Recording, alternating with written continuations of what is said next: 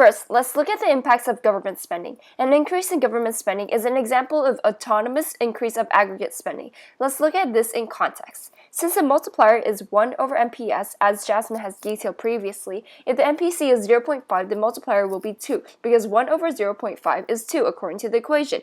With this multiplier of 2, when the government purchases of goods and services increases by $50 billion, then our GDP will increase by $100 billion. $50 billion is the initial effect from the increase in G, and the other $50 billion is the result of increased production leading to increased income, which leads to increased consumer spending, which leads to the cycle repeating itself over and over again. Because spending for one is income to another. In this case, this works. It helps out for the multiplier effect. In short, the increase in GDP is greater than the amount of initial government spending due to the multiplier effect.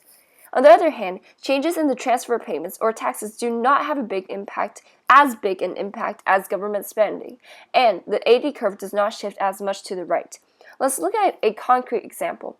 Pretend in the previous case, instead of spending $50 billion, the government gives $50 billion worth of transfer payments. In this case, there is no direct effect on AD because no goods and services are purchased.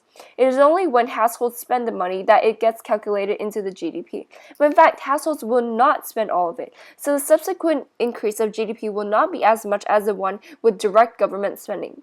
By granting transfer payments, it's like the government is crossing its fingers that the people will throw the money back into the economy. However, people will most likely save part of it and only spend a little bit of the rest. If in this case, MPC is 0.5, then every amount increased, only half is spent.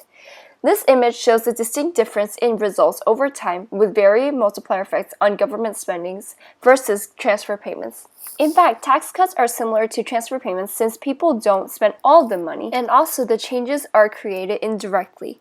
When DA increases, consumer spending increases too. However, the impacts will be less than government spending. When $100 million are spent, not all $100 million go back into the economy. Oh yes, my grandma keeps a stash of money in her sock drawer. Yep, like these type of money don't contribute to the GDP directly because it doesn't go back into the economy. Moreover, taxes change the multiplier unless if the nation imposes a lump sum tax, which is very, very rare.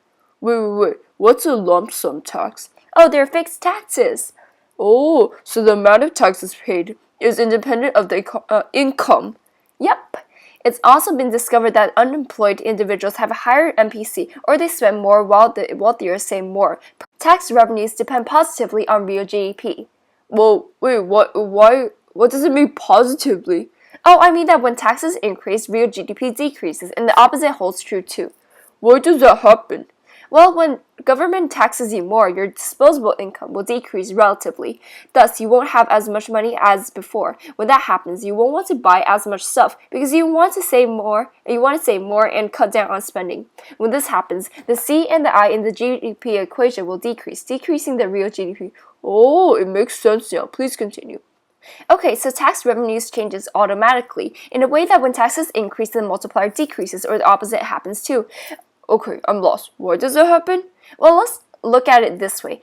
It increases automatically because when the economy is booming and people's incomes increase, then their tax money will increase too because they are taxed proportionally according to their income. Thus, tax revenues will increase. When tax revenues increase, then there won't be as much money circulating out there and the multiplier will decrease. On the other hand, when our GDP decreases, which is the opposite case, tax receipts will decrease because people don't have as much income. Like if the government taxes people 10% of their incomes and Bob earns $100, then he'll need to pay $10 to the government. However, when our GDP decreases and he earns $50 now, then he'll only need to pay $5. Thus, tax receipts will be decreased by half in this case. The opposite case holds true for the RGDP, for when the RGDP increases. I see. So, negative demand shocks will be smaller than they would be without the tax because changes in DI will be minimal. Yes, and the income tax system acts as an automatic expansionary policy or contractionary policy in a way.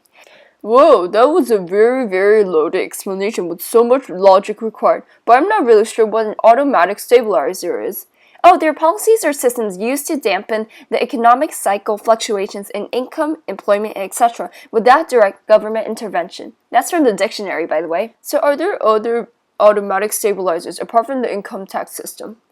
Well, yes, the transfer payments also work in this way. During the recession, more people get unemployment insurance, Medicaid, food stamps, and etc.